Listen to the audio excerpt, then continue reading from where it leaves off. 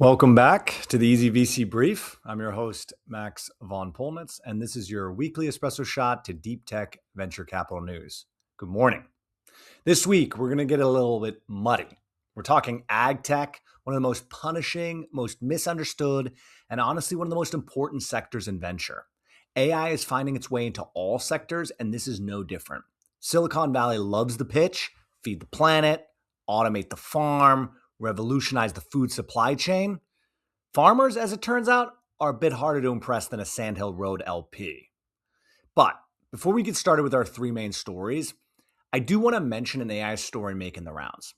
Anthropic's latest release has been delayed. They have chosen not to release their next update because of cybersecurity risks in existing incumbent software stacks. Yeah, you heard that right, existing stacks. Go online and check this story out. The AI development pace is wild, and the real question is, do we as a society need to think through proper safeguards and not let the industry regulate itself? So back to this week. We're diving into three stories. One, a cautionary tale. Two, a billionaire betting on cow collars. And three, a quiet fintech story out of Latin America that's actually working. Story number one, Monarch Tractor. Let's start with a story that should be required reading for every hardware investor. Monarch Tractor is, or rather was, a Livermore, California-based startup building what they called the world's first fully electric, driver-optional autonomous tractor. Great pitch. Carlo Mondavi of the famous Napa winemaking family was a co-founder. They had Tesla Gigafactory veterans on the team. They raised $240 million, including $133 million Series C in July 2024, at the time the largest raise in the history of agricultural robotics. Now, here's the punchline.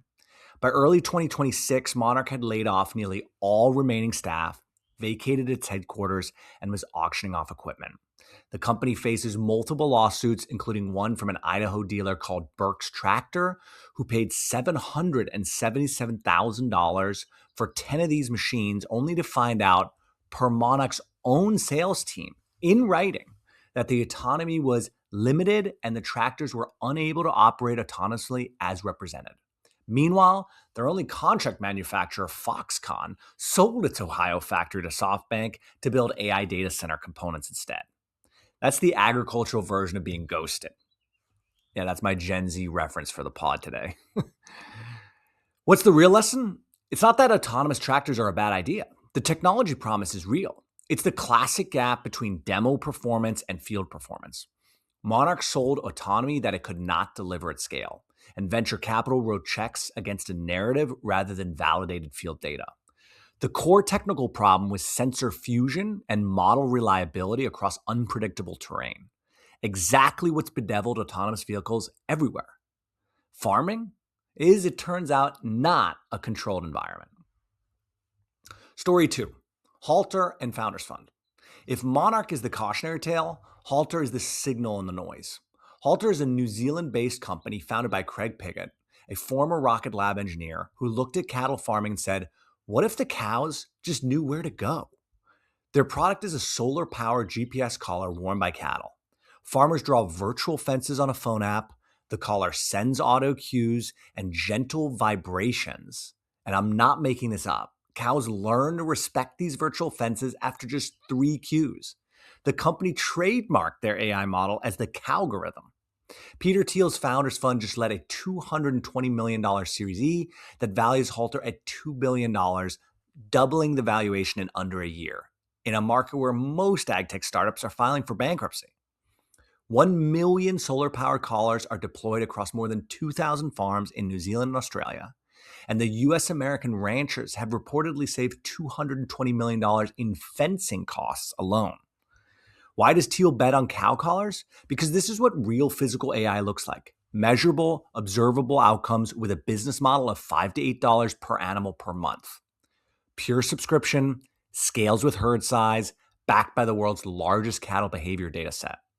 From a technical standpoint, the continuous behavioral data, monitoring digestion, fertility cycles, real-time health anomalies, represents a proprietary training set that gets more defensible every day.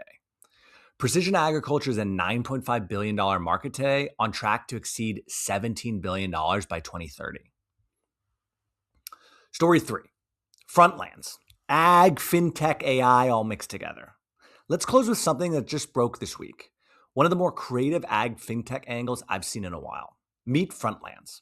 It's a Dallas-based startup founded in 2024, solving a very specific, very American problem. Millions of US landowners sit on mineral rights, oil, gas, water, wind, and collect monthly royalty checks, which sounds great until you realize these same families often carry revolving credit card debt at 25% interest because no bank has figured out how to treat mineral rights as real liquid collateral. In the CEO's own words, these rights are one of the most valuable assets the family owns, but historically, owners have had few options to access the value without selling. Frontlands just raised $50 million in debt facility from Star Mesa Capital, plus a $5.5 million equity round. And it's all to launch what they call the mineral line of credit. Think HELOC, but backed by your mineral rights instead of your house. The deep tech angle, mineral rights are notoriously hard to value. So Frontlands built an AI underwriting system that ingests production data, royalty payment histories, commodity price forecasts, lease terms, and geologic data, and delivers a same-day credit decision with no hard credit pull required. Under the hood, that's machine learning across multiple heterogeneous data types, which is genuinely non-trivial problem. Is this purely ag tech? Not exactly, but tens of millions of rural American landowners have mineral rights and essentially zero access to financial products that recognize these assets. As for Frontlands, 9 employees only, fresh funding, and an AI wedge into non-traditional collateral, this is the kind of company that quietly becomes very large if they get the underwriting right. I would watch this space. So, what's the takeaway this week? Ag tech is not dead. It's being sorted. Monarch is what happens when the demo lives on a stage and the product dies in the field. Halter is what happens when you build something farmers actually use and let the data compound. Frontlands is a bet that AI can finally unlock the financial value sitting dormant in rural America. Find the real pain point, deliver measurable results, build a data moat. Thanks for listening. See you next week. And as always, keep building.